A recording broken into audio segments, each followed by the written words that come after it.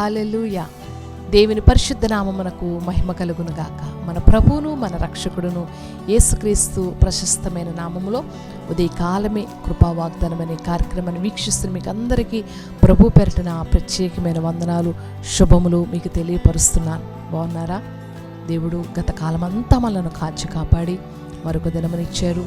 ఉదయకాలమే ప్రభును స్తుతించారని నేను నమ్ముతున్నాను. ప్రభు సందులో ప్రార్థన చేసుకున్నాను నమ్ముతున్నాను. అంతేకాదు వాగ్దానం కొరకు ఎదురు చూస్తున్నాను నేను నమ్ముతున్నాను కదా. దేవుడు మరి ప్రతిరోజు మనలను బలపరుస్తూ, ఆయన వాక్యం చేత మనల్ని ధైర్యపరుస్తూ, ఆయన వాగ్దానాలు మన జీవితంలో అనేక సార్లు మనకు స్వంతం చేస్తూ, నేనున్నాను, నీ పక్షంగా నేను మీకు తోడై ఉన్నాను, మీ చేయి పట్టి నడిపిస్తున్నానని అనేక సార్లు ప్రభు మనలను ధైర్యపరుస్తున్నటువంటి ఈ చక్కటి అవకాశాన్ని బట్టి ప్రభు నేను ఎంతో స్తుతిస్తున్నాను. మీరు కూడా ఈ అవకాశాన్ని వినియోగించుకోండి. మీరు వినటమే కాదు, అనేక మందికి ఈ వాగ్దానాన్ని షేర్ చేయండి.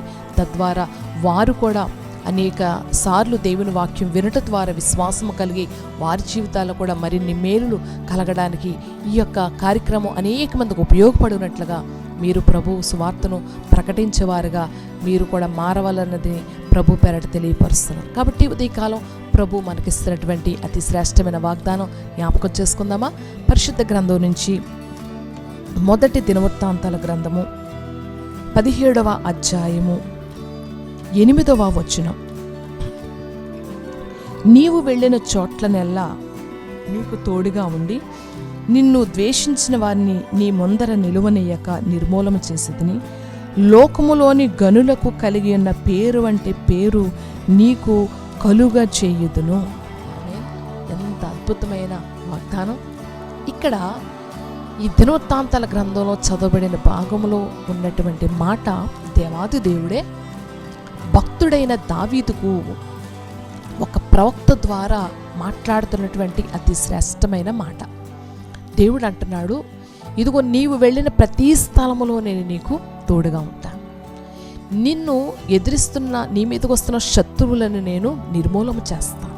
మూడోది, లోకములో గనులుకున్న పేరు నేను నీకు కలగచేస్తాను. ఈ వాగ్దానాన్ని ప్రభువు దావీదుకు ఎందుకు ఇంత శ్రేష్టమైన వాగ్దానం ఇచ్చాడంటే, దావీదు దేవుని యొక్క హృదయానుసారుడు. దావీదు దినమునకు ముమ్మారు ప్రార్థించేవాడు. రోజుకు 7 సార్లు ప్రభువుని స్తుతించేవాడు. దావీదు దేవునితో ఎక్కువ సహవాసం చేసేవాడు. దావీదు నోట ఎప్పుడు స్తుతిగానము కీర్తనలు పాడుతూ దేవుని స్తుతిస్తూ దేవుని నామాన్ని గణపరుస్తూ ఉండేవాడు. కాబట్టి దావీదును దేవుడు ఏమంటున్నాడంటే, నువ్వు ఎక్కడికి వెళ్ళినా, నువ్వు ఏ స్థలానికి వెళ్ళినా, నువ్వు ఏ పని మీద వెళ్ళినా, నువ్వు ఏ దేశం మీద యుద్ధానికి వెళ్ళినా నేను నీకు ముందుగా వెళతాను, నీకు నేను తోడై ఉంటాను, నీ ఎదుటను నీ శత్రువులను హతమారుస్తాను. అంతేకాదు లోకములో గనులైన వారికి గొప్పవారికి ఉన్న ఘనమైన పేరు నేను నీకు కలగచేస్తానని ప్రభు వాగ్దానము చేస్తున్నాడు. కాబట్టి ఈ వాగ్దానం ఆనాడు దావీదుతో చేసిన ఈరోజు ప్రభు నీతో మాట్లాడుతున్నాడు. నువ్వే స్థలంలోకి వెళుతున్నా ప్రభువు నీకు తోడై ఉంటాను అని వాగ్దానం చేస్తాడు. అంతేకాదు నీ ఎదుట శత్రువులు అంటే దేవుడు నిర్మూలన చేస్తాడు. అది బలహీనత అయినా, లేకపోతే వ్యాధి అయినా, లేదా ఏ సమస్య అయినా, లేకపోతే నిన్ను బాధించే శత్రువులైనా వారిని దేవుడు నిర్మూలన చేసి నీకు లోకములో గనులైన వారికి, ఉన్నతమైన వారికి కలిగిన ఘనమైన పేరు నీకు కలగచేస్తానని ఈ దినం దేవుడు వాగ్దానము చేస్తున్నాడు. ఈ వాగ్దానం నమ్ము, విశ్వసించు.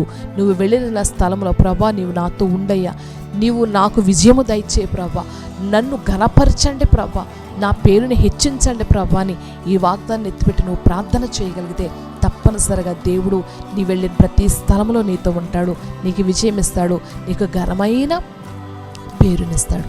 ఆ పేరు కలగాలంటే దావీదు వలె రోజుకు ముమ్మారు ప్రార్థన చేయి. దావీదు వలె రోజుకు 7 మార్లు స్తుతించు. దావీదు వలె దేవునికి హృదయానుసారుడిగా జీవించు. నీవు వెళ్ళిన ప్రతి స్థలంలో జయం వస్తుంది. నువ్వు రాసిన ఎగ్జామ్స్లో విజయం వస్తుంది.